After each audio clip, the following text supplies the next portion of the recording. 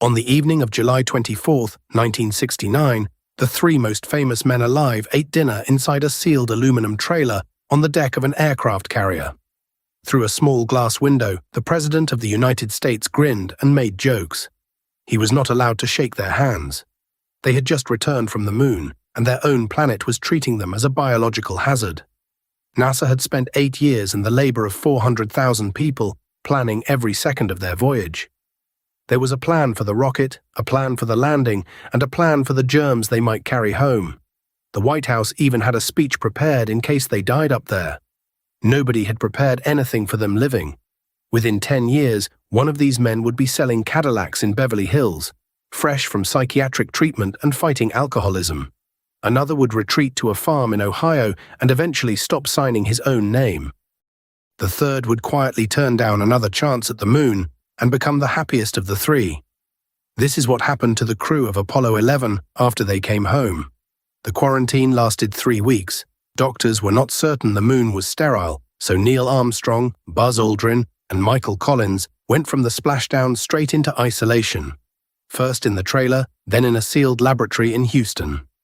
Armstrong spent his 39th birthday locked inside it. The three men filled out customs forms declaring their cargo as moon rock and moon dust, and waited to learn whether they had brought back anything alive. They had not. On August 10th, the doors opened and the strangest part of their mission began. 3 days later, they were given New York, Chicago, and Los Angeles in a single day. An estimated 4 million people buried Manhattan in ticker tape in one of the largest parades the city had ever thrown. That same evening in Los Angeles, the president hosted them at a state dinner with governors, ambassadors, and Hollywood at the tables. Then the government sent them around the world, a goodwill tour through more than 20 countries in about 6 weeks. They met queens, presidents, and crowds so large the cars could barely move. Armstrong later put the problem simply. They had trained to fly a mission, and they came home to discover the mission was now standing in front of crowds forever. The tour looked triumphant from the outside. From the inside, it was an endurance test. The crowds never stopped, the speeches never changed, and the three pilots discovered that the world did not want to hear about engineering. It wanted to touch them. Aldrin later admitted that his drinking, which would nearly destroy him, began in earnest during those weeks of receptions, where a glass was always full and always being refilled. Armstrong simply grew quieter with every stop. Collins watched both of his crewmates and started making plans of his own.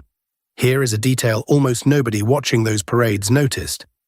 All three men had been born in the same year, 1930. They had reached the summit of human achievement at 38 and 39 years old. Every one of them now faced the same quiet question. When you have walked on the moon before your 40th birthday, what exactly do you do with the next 40 years? None of them ever flew in space again. Each of them answered that question in a completely different way. Michael Collins was the first to see the danger coming, and the first to escape it. Collins was the one who had not walked on the moon. He had flown the command module alone, circling above while his crewmates made history on the surface. Newspapers loved to call him the loneliest man since Adam, cut off from all humanity behind the far side of the moon. Collins thought that was nonsense. He later wrote that behind the moon he felt not loneliness, but awareness and something close to exaltation. He was alone in a machine he loved, doing a job he was good at, and he knew it. That clear-eyed honesty shaped everything he did next. NASA's flight boss let Collins know that if he stayed, he could expect a crew of his own, and very likely a walk on the moon on a later mission. Collins said no. He had promised his wife Pat that Apollo 11 was the end, and he had watched what the Fame machine was already doing to their lives. 6 months after splashdown, he left the astronaut corps. He served briefly at the State Department and then took over a museum that did not yet exist, the National Air and Space Museum in Washington. Collins ran the project like a flight plan, and when the building opened in July 1976, it had come in ahead of schedule and under budget, a fact he enjoyed repeating for the rest of his life. It became one of the most visited museums on Earth. Collins also did something neither of his crewmates managed. He explained what it had all felt like. His memoir, Carrying the Fire, written without a ghostwriter, is still widely considered the finest book any astronaut has produced, wry and honest about fear, ambition, and the absurdity of instant fame. And when people asked what the mission had really shown him, his answer surprised them, because it was not the moon at all. The moon up close was grey rubble, he said. The discovery was turning around and seeing the Earth, small enough to cover with his thumb, shining like a blue and white jewel against all that black. He spent the rest of his life telling anyone who asked that the real destination of Apollo had been hanging in the window behind them the whole way out. He stayed married to Pat for more than 50 years until her death, painted watercolors, fished, and gave interviews so rarely that each one became an event. When he died in 2021 at 90 years old, the tributes agreed on something unusual. The man who missed the moon by 60 miles had somehow ended up the most contented man of the three. Neil Armstrong chose a stranger path. He tried to give the fame back. Armstrong was the first human being on the moon, and he understood immediately what that sentence would do to the rest of his life. His answer was withdrawal. 2 years after the landing, he left NASA and took a job that stunned the press. He became a professor of aerospace engineering at the University of Cincinnati in his home state of Ohio. The first man on the moon graded homework, held office hours, and asked his students to call him Professor Armstrong. He bought a farm near the small town of Lebanon, raised cattle, and fixed his own machinery. Neighbors learned to treat him as a farmer because that is how he behaved. The world, however, refused to let go, and the pressure on him took strange forms. Strangers went through his trash. Dealers sold his signature for so much money that forgeries flooded the market, and in the mid-1990s, Armstrong stopped signing autographs entirely. It reached the point where his barber sold a bag of his hair to a collector for thousands of dollars. Armstrong, a man who almost never used lawyers, threatened legal action until the money went to charity. He gave almost no interviews, declined most honors that required speeches, and when he did speak, he deflected. He liked to point out that 400,000 people had built Apollo, and he had merely been the one at the top of the rocket. He taught in Cincinnati for 8 years and then resigned, in part because being Professor Armstrong had started drawing crowds of its own. For decades, he refused every author who wanted to tell his story, before finally cooperating with a single historian, and the resulting biography, First Man, later became a Hollywood film. Armstrong broke his public silence only once in his final years, and not for himself. When Washington moved to cancel America's deep space rockets, the most reluctant public figure in the country walked into Congress and testified, warning that the nation was giving away what his generation had paid so dearly to learn.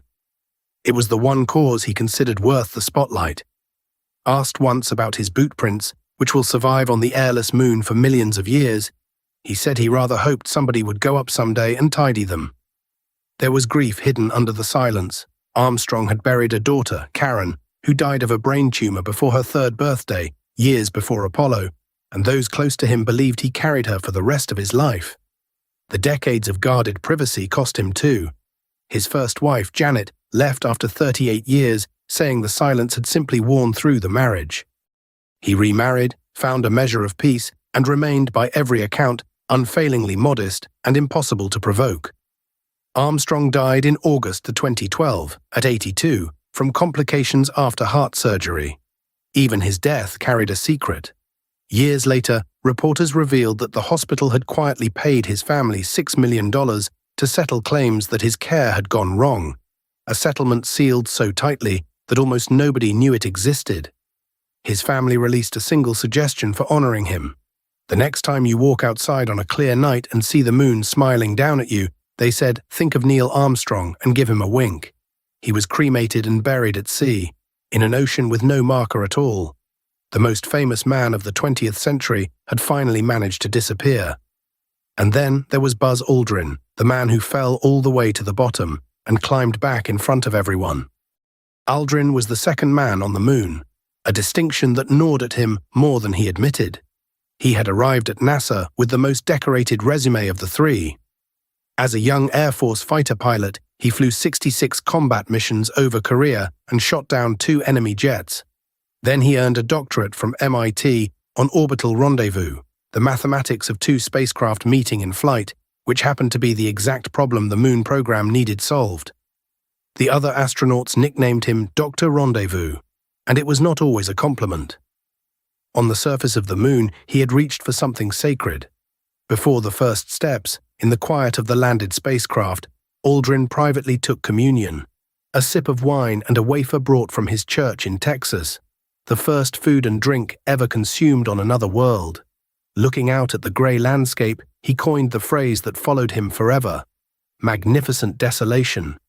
The desolation followed him home. There had been a warning sign already, one the public knew nothing about. A year before the flight, Aldrin's mother, whose maiden name was actually Marion Moon, had taken her own life. Depression ran through the family line, and after the parades ended, it came for him.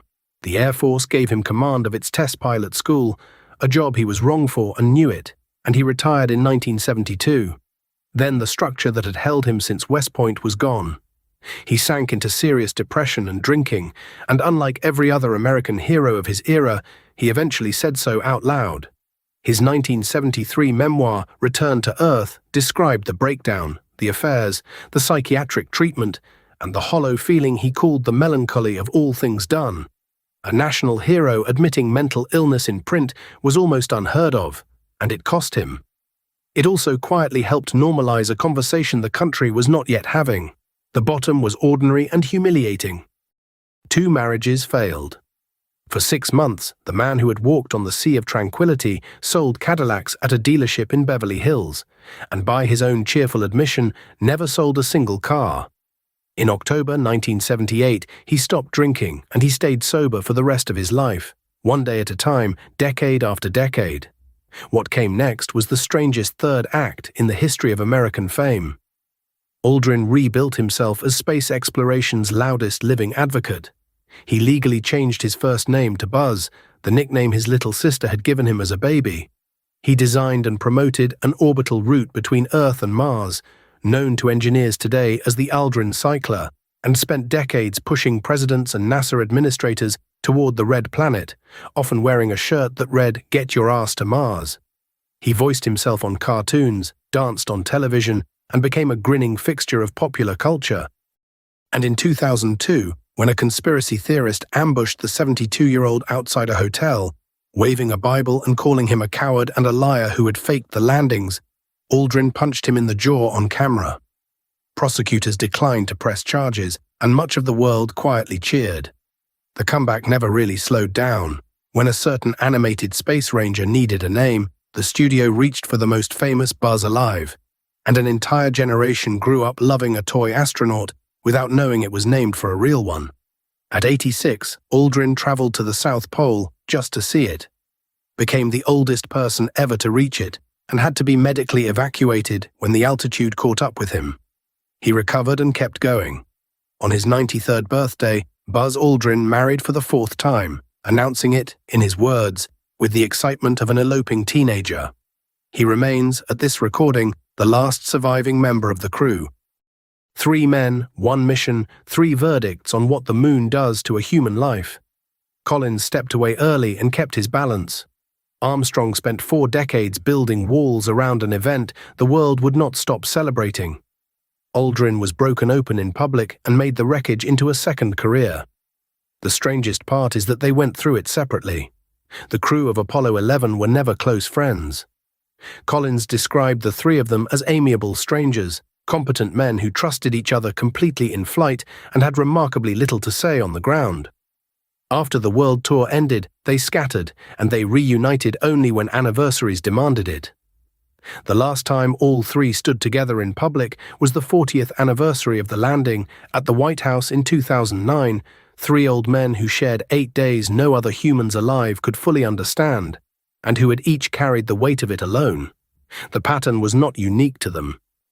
In the years after Apollo, moonwalkers from later crews became painters, preachers, and mystics, as if the program had launched test pilots and returned men with questions engineering could not answer. NASA had screened them for reflexes, for heart rate, for calm under failure. Nobody had screened the mission for what it would do to the men once it succeeded. Yet here is the quiet ending the story deserves. The plan for the moon worked flawlessly, and the men had to improvise everything after. Even so, all 3 eventually found their way to something like peace, a museum, a farm, a cause. The plaque their spacecraft left in the lunar dust reads, "We came in peace for all mankind." It took the crew a good deal longer to come in peace themselves. NASA planned the voyage to the moon down to the 10th of a second. The voyage back to Earth took the rest of their lives, and Apollo 11's crew were not the only ones the moon rearranged. 12 men walked on that surface, and some of the others came home stranger still. One became a painter who mixed moon dust into his art. One went looking for Noah's Ark. One swore he sensed something out there on the way home and spent his life trying to prove it. If you want to know what happened to the other moonwalkers after they returned, watch the video on your screen right now. Thanks for watching, and subscribe for more of the untold stories behind the missions you thought you knew.